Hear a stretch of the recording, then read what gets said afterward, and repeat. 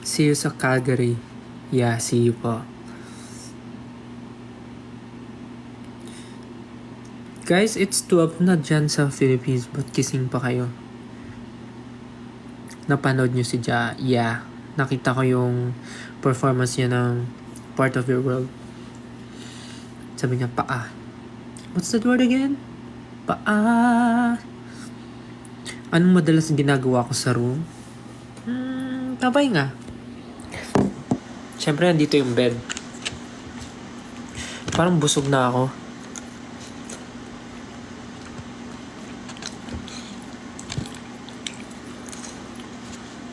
I'm full na.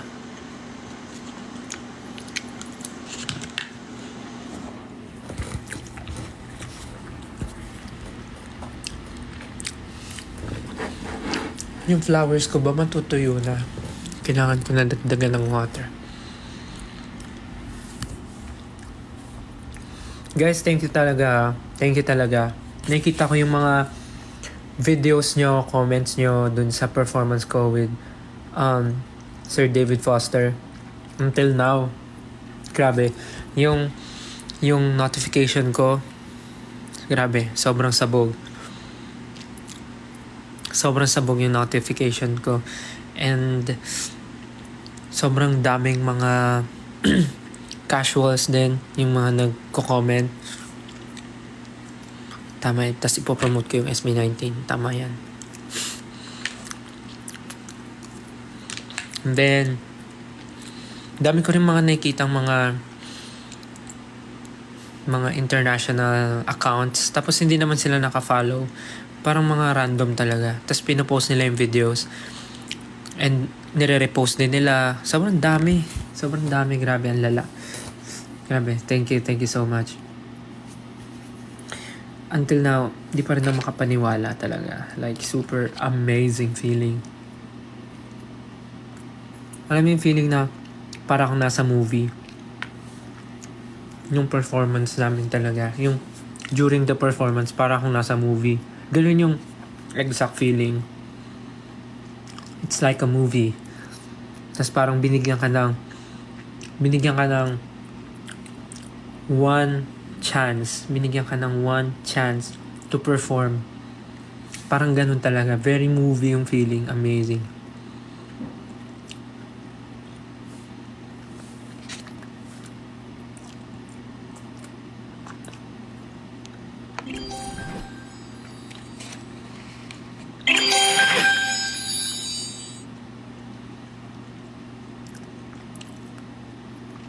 Good night sa mga matutulog na. Good night. Sobrang amazing talaga ng feeling. Actually, dami kong gustong ikwento. But, I don't know where to start. Sobrang dami kasing mga nangyari talaga.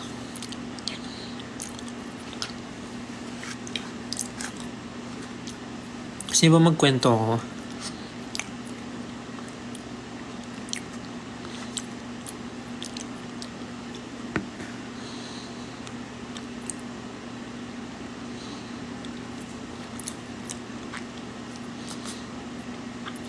Well, it started when when I was supposed to go sa stage, then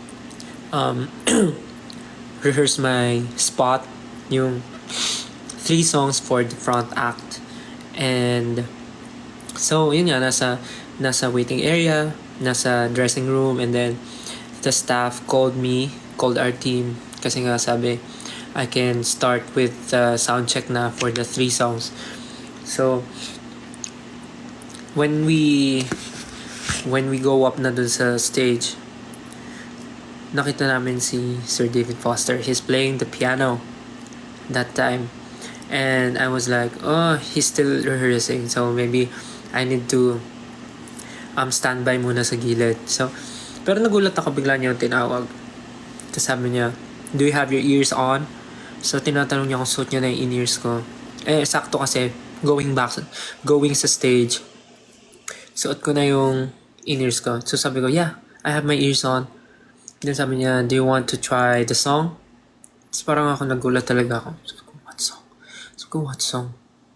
So sabi ko, huh? And then sabi niya, the song, All By Myself. I'm practicing, sabi niya, I'm practicing the keys daw. Sabi ko, what do you mean I'm going to perform the song? Sabi niya, yeah, just give it a try. Tapos doon ako medyo, pagkasabi niya nung just give it a try, doon ako biglang internal panic. Parang doon ko na feel na parang shocks, what's happening? Parang parang hindi ko alam na mangyayari to, parang gano'n. So, gulat na ako. Napatingin na ako dun sa RM ko. Tapos, pagtingin ko sa pagtingin ko sa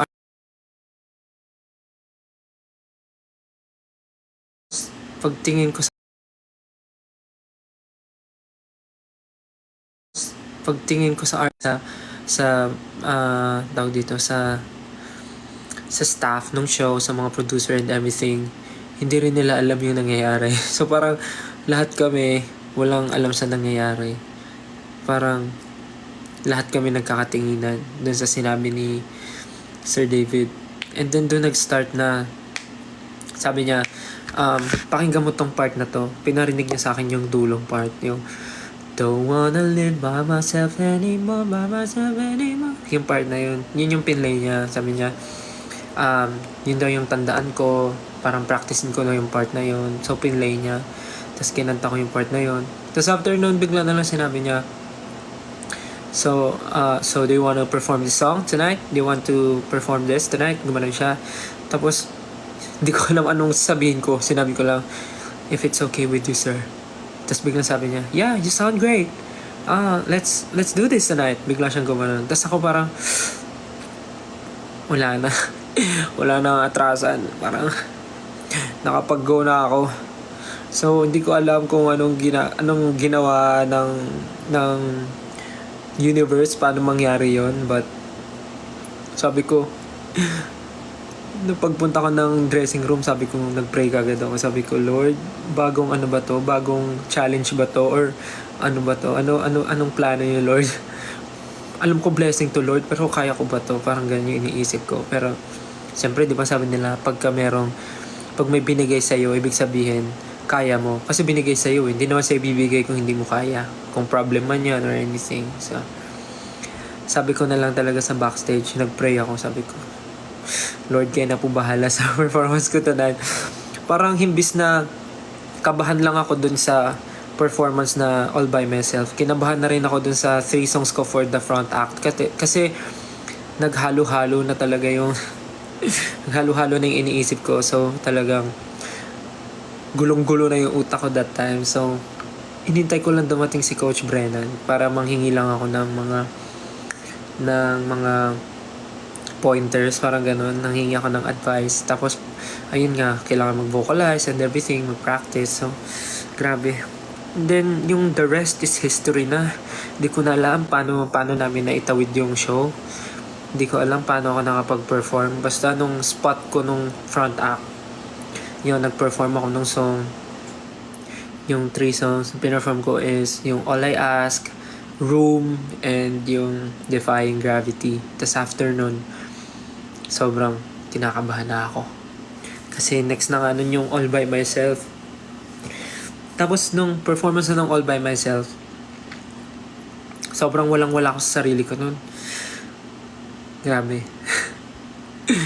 Hindi ko maalala yung moment na paano nangyari yun. Basta kumanta ako, tapos alam ko parang bumubulong pa ako sa hangin nun kasi parang pinapractice ko nga yung dulo na don't wanna live by myself anymore, by myself. Pagka meron, during performance yun, habang nagper-perform ako, pagka mga part na hindi ako makanta, nakatingin ako sa kawalan, tapos pinapractice ko yung part na yun. So parang the whole time I was really, I don't know, parang hindi ko alam paano siya nangyari, basta sobrang blessing yun sa akin. And sobrang once in a lifetime opportunity yun talaga. Muntik pa nga ako mag-no eh. Muntik na ako mag-no na i-perform yung song kasi nga sobrang kinakabahan ako. Pero buti na lang napangunahan ako ng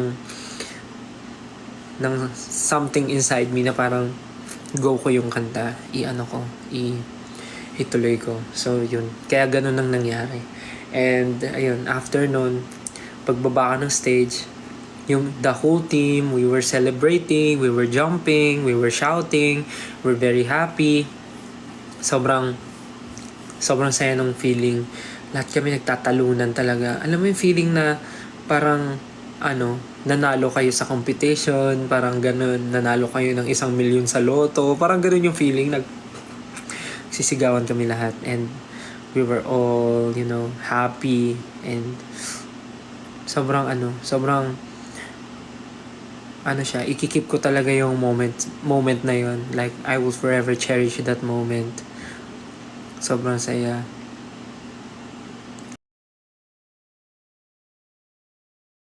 Sobrang saya.